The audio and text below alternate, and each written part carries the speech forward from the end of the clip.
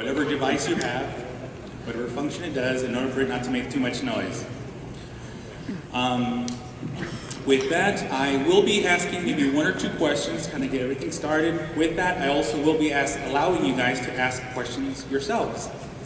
So I'll go ahead and point that out and let you know exactly when in time to actually go and start lining up. We do have a line moderator over to my left. She will then let you know, start lining up, and then from there we'll move on. Good? You guys excited? Awesome. Well, from Battlestar Galactica to Smallville to CSI to Dexter, and then we even heard him on Star Wars Unleashed in the Cartoon Network's Star Wars: The Clone Wars. Ladies and gentlemen, let's welcome Sam Witwer.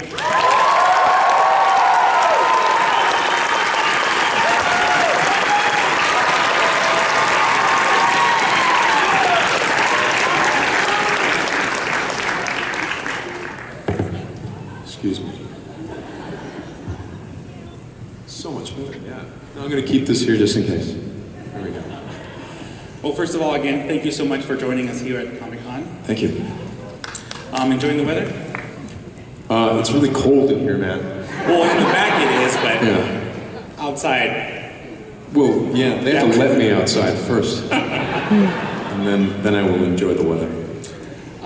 First question is, I want to start with your earlier career.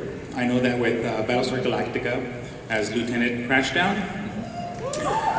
Was it always in your interest to be in film? Because I know that you had a little bit of influence in music, and I think that you were also in a band. Mm-hmm. So what persuaded you to continue film? Or do you still do a little bit of desperation? Yeah, I was, when I was a kid, I thought, oh, I'm going to be an actor. And then as I got a little bit older and got to high school, I actually became a little bit more realistic about things, and I was like, no, I'm going to be a rock star. And so I had my band, and that's what I wanted to do. I wanted to play with my band, and no matter what happened, that was going to be that. And then my parents were like, you should go to college, and I was like, have you seen my grades? And they said, yes, but if you audition, you do school plays and stuff, if you audition for the drama division of certain colleges, they're a little bit lenient on grades. And I'm like, how lenient? And so one of the schools that I auditioned for actually didn't look at your grades at all, and that was Juilliard, and that was the school that accepted me. So, so at that point I was like, you know, but I never said I wanted to be an actor. Like, why would I go to Juilliard? This doesn't make any sense. And, you know, so I was like, I had long hair, and I was like, oh, I guess I'm going to Juilliard. The FBI's going to pay me to learn how to surf. That was that guy. And then Juilliard says, that's not how you talk. I'm like, yeah, it is. They're like, no, yes, it is. Yes, it is.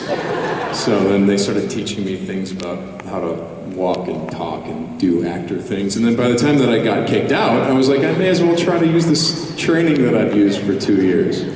So, were you really kicked out? Well, no, I was asked to leave. I said, okay, I'll give you guys a freebie. I'm getting it. No, I mean, what it was is that it wasn't that I was a troublemaker. I actually got away with murder at that school. The teachers all kind of loved me, believe it or not. But what it was that I wanted to do film and TV, and back then that was like a dirty word at Juilliard. It isn't these days. These days you can, you know, they've realized that actors, as much as anyone, like to eat, and so you can't just do theater. You know, like there's just no way. So they realized that like we should probably allow for people to do film and television, and that was what I wanted to do. So when they were asking me, you know, when they were teaching me about voice and speech stuff, that was interesting. When they wanted to teach me how to dance, I was like, I don't want to. I mean, you know what's funny? Some of the things that they taught, I'm more amenable to now than I was back then. They're like, hey, sing this show tune. And I'm like, what? I'm not singing that show tune. Let me sing Pearl Jam or something. But these days, you know, I mean, if someone wanted me to sing like Blue Moon or something like that, that's like, oh no, that's actually kind of cool. But I'm much older now. Well, you were a lead singer, correct, in your band? Yeah. Well, what kind of music was? Was there a misspoken? That's not how I sing. Pearl Jam concert at Phoenix Comic Con. No, the music thing was always my first love, and so when I became an actor, music was what I did in the downtime while you're waiting for the phone to ring. And so I got to produce and record and do an album and stuff and play gigs with my friends, and then suddenly acting work picked up quite a bit, and I haven't been able to get back to finish my second album, which has been a real bummer. But it's a good problem to have because they actually pay you more to be working than not working. So in your portrayal as Neil Perry in Dexter, you said that it gave you much credibility. Pretty much it kind of pushed you and made you who you are in your current success. Why is that? Because before I played Neil Perry on Dexter, all that any casting director would ever see me for was some big, dumb thug. That was it. That was it. Hey, we got a role. It's, well, can Sam come and audition? No, Sam's too big, dumb, and thuggish. He couldn't possibly. So with Dexter, they were like, hey, we want a small, squirrely computer nerd for this role. So I'm calling my agent and saying, look, I build computers. I know all about that. Like, come on. I'm a trained actor. Let me prove that I can do stuff. And they were anxious to have me do that too. So I went and got a bunch of loose-fitting clothing and bought glasses and walked in and kind of slumped and stuff. And everyone that I was auditioning against was quite a bit smaller than me. I mean, I'm making myself sound like I'm 6'8", right? I'm only 6'1". But,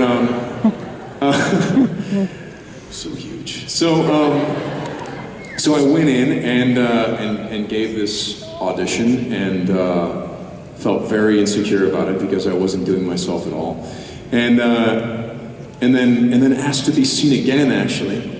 And the casting director, I didn't know this, but they'd already decided to hire me. And I'm coming in going, I can do it better. Let me just do it one more time. And they're like, are you sure? And I'm like, yeah. So I did it again, but they still hired me. I didn't end up losing myself the job. But then they hired me, but they didn't tell me that the Neil Perry character was going to have such a sort of dramatic turn, and he was going to be sort of like, they wanted kind of like Kevin Spacey from Seven vibe, that, because the whole thing was that, no spoilers for anyone who hasn't seen Dexter season 1. Come on, catch up, guys. But the whole thing was there was an ice truck killer, and they were actually introducing the ice truck killer, played by another Juilliard guy, Christian Camargo, and they were introducing him elsewhere in the story. Well, if you didn't have a red herring at that point, that really where you thought you knew who the ice truck killer was, everyone was going to be sure, oh, it's Christian Camargo.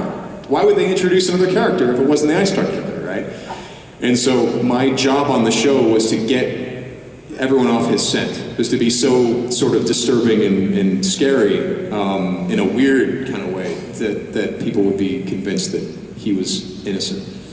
And then after we did that, after that job happened, after those 3 episodes aired, the great thing was casting directors would see me for anything at that point. Just anything, any kind of role they would see me for, which is nice. Good. Now, given that you've had some acting career, you had your face in the camera, and then you've branched into voice acting. Yeah, I'm a little bit particular to Star Wars. I am a Star Wars fan. Yeah, right? Oh. How about that?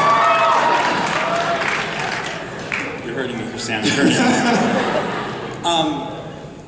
Was it something? Obviously, it's different being in front of a microphone and having your voice recorded and actually portraying something. But what helped you along the way to either do the voice in Unleash, and then from there on moving on to an actual TV series? Well, people maybe don't totally understand this, but Unleash was an on-camera gig with some voiceover elements. So all those cutscenes, those were shot with motion capture cameras, and the other actors were there with us. And so that was familiar territory. And I'm running around, with like a microphone in my hand, pretending it's a lightsaber.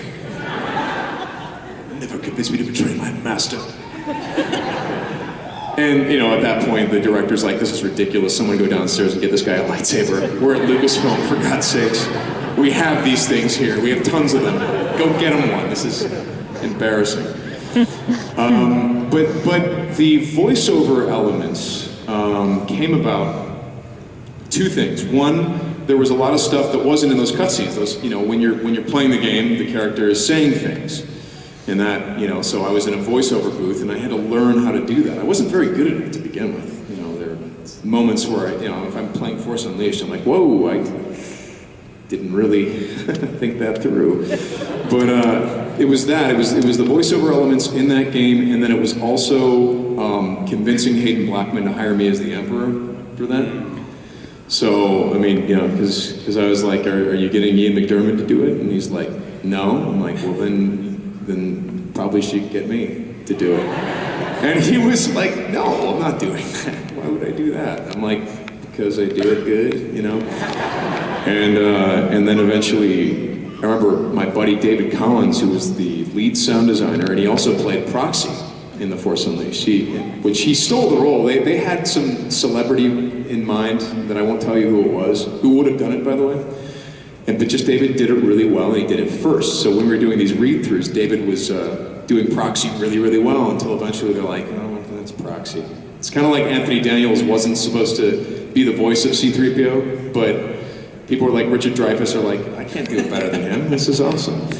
So anyway, David says to me, David Collins is saying, look, man, we're going to do a read-through of Force Unleashed. Don't do the Emperor, because let's record it first, and I'll tweak it, and we'll make it sound like more like Ian McDermott. I'm like, okay. So I didn't prepare it at all. So then we're about to go in through the read-through, and Hayden Blackman's like, hey, Sam. Hey, Hayden. Hey, so you think you can do the Emperor, huh? Hayden's like this big football player guy, right? He's the lead of the project. And that's why General Coda, by the way, is the football player of Jedi Masters, right? Football coach. Go out there and get him! Tear that Star Destroyer out of the sky! That's Hayden Blackman right there. So, but Hayden's like, yeah, go ahead, do it. And I'm like, well, but, and I'm looking at David like, I would have practiced this if you told me not to, you know, you told me not to. So then I just launched into the Emperor, and then Hayden said, okay, well, I guess maybe you'll do it. That's it. Very nice. So that was fun. It was a lot of fun. And then I ended up doing the Emperor for other projects after that, and, you know, may yet do the Emperor in the future, who knows. How do you do the Emperor? Very carefully. Okay, there was a line, and you have to really warm up, you know what I mean? But there was a line in Force Unleashed. Because the thing with the Emperor is that he's funny, and I don't know that people think about the Emperor as being funny, but he is. He's really, really funny. You know, oh, I'm afraid the deflector shield will be quite operate, you know. He's just so... He's got a great sense of humor when things are going his way, right? So there was this Force Unleashed passage that Hayden wrote.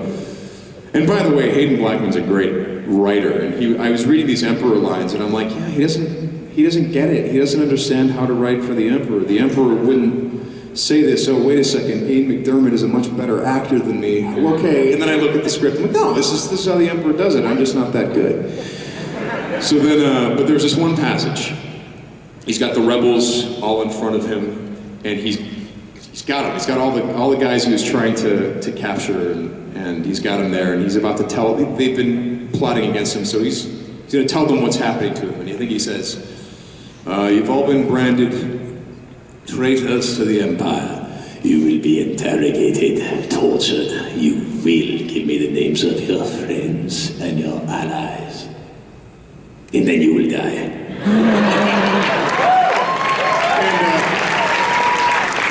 When I got a laugh for that in one of the read-throughs, I knew that was right, because the Emperor is actually, he does have that sense of humor and that beautiful smile. Correct.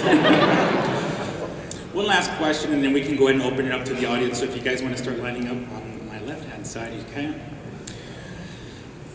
I'm pretty sure you're familiar with some episodes that might be coming out 2015 for Star Wars, Episode 7. They're going to start filming some of those. Now, seeing that you have some background in acting and seeing that you have some background in voice acting, do you think perhaps you might want to throw in your hat and see if maybe either 7, 8, or 9 could be a possibility of... Just trying to figure out where JJ's kids go to school so I can kidnap them. No, it's, you know what it is it's like they're gonna, they, as I understand it, haven't started the casting process yet, and I certainly would be interested in auditioning, for sure, absolutely. I mean, I would really like those movies to be good, you know? And so I just really hope that they cast a wide net and find the right people, you know? I don't know that everyone here, for example, as a Star Wars fan, you know, Star Wars has always been cast, you know, like, who was Mark Hamill, who was Harrison Ford, who was Carrie Fisher? They weren't anyone, you know? Like, they just happened to have the right personalities. And they had big personalities. And I think that JJ is smart enough to realize that he needs to cast some big personalities for those films. Perfect. All right, we can go ahead and have the first question.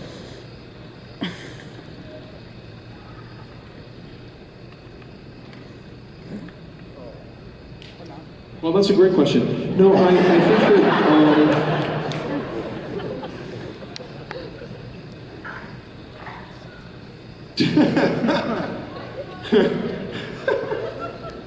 Yato, who are you? Someone who loves you.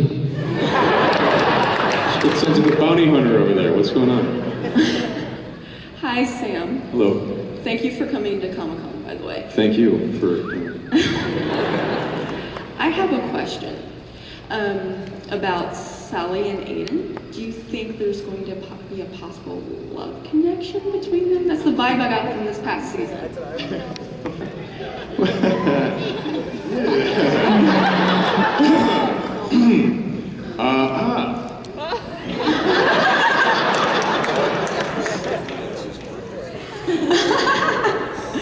Okay, if someone were to ask me this after season 2, I'd say, no. And they'd say, but what the British season did. And no, it's not our thing. I wouldn't understand those two characters together.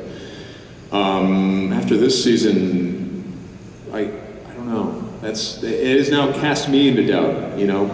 I mean, I think both me and Megan Rapp were kind of, you know, a little bit surprised by some of the scenes that we were given to do, and then also what would come out of those scenes, because I think me and her had more fun on the set than we've ever had together. Because, you know, season 2, I was largely away from the other cast members, so season 3, I was with them all the time. And I think we were pretty aggressive when we went into those scenes, and then some really unpredictable things started happening. So, maybe? I don't know. I mean, you can't kill her. That's the good news. Thank you. Thank you. Hi, I'm Robin. Thank you for coming here and joining us all in the extreme heat of Phoenix. Speaking of being human, the Being Human panel is also right now. Why are you here and not there? No. What? It's at On the 6. clock. Didn't they change it? I thought someone said they changed it. Is that right? It got switched to 6. They changed it. Yeah. Question answered. Okay. No, apparently you're right though, they did schedule them together. You know, I guess that's weird, right? I want to go to that panel, right? What are they saying? Witwer sucks. Oh, damn it. Hi again. Hi. Okay, so I was wondering, you have learned so much about this role, correct? I've learned what now? What have you learned throughout this role? Because when I Lines. watched the first episode, Lots of them, too many of them. like when I watched the first episode and then I watched a previous episode, you have changed so much in your character and in your acting. I was just wondering, what is the best thing that you've learned? The coolest thing about how we started that series was that we didn't do a pilot. That was the coolest thing about it. I've done some pilots, and the problem is that everyone, the writers, the director, the producers, and the actors are all trying to show you something. They're all trying to be like, hey, check it out.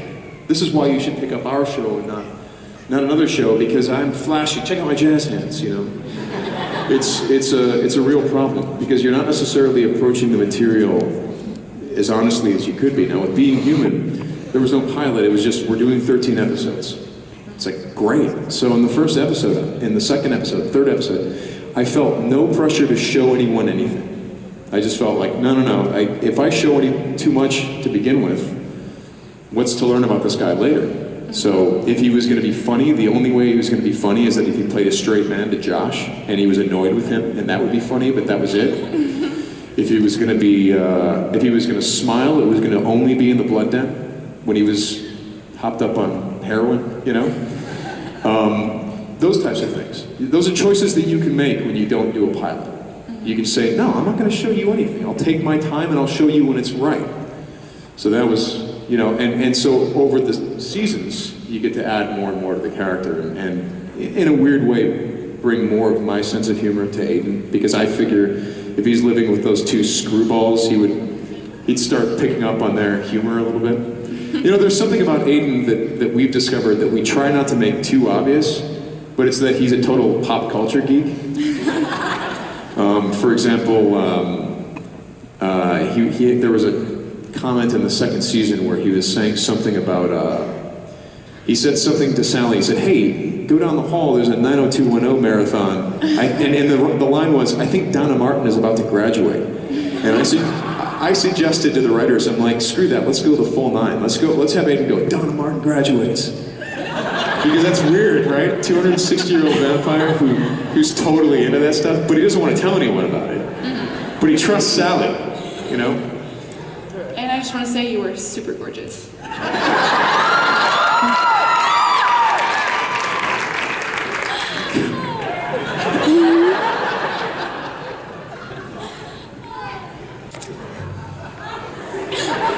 Hello.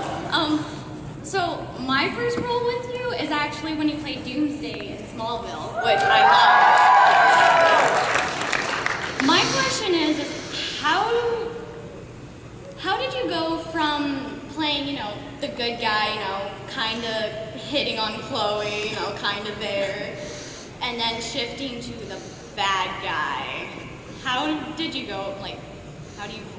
Well, funny enough, Doomsday is kind of an Aiden prototype, because it was the same casting director for both projects.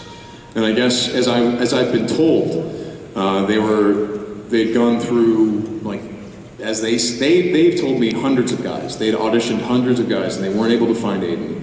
And then the casting director said, okay, so wait a second, let me get this straight. We've been looking for a guy who's a good guy, but is a monster and doesn't want to be. I think I got the guy. I think I know a guy who's already done this.